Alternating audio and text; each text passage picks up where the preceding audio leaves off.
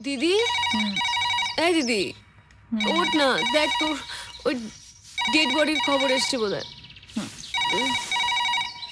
Hello. Hello. সুপ্রিয়দা বলুন। শোনো দেবী, বেহালার 7 নম্বর শকুন্তলা পার্কে এক বিধবা তার 2 ছেলে মেয়েকে বিষ খাইয়ে নিজেও আত্মঘাতী হয়েছেন। তাই?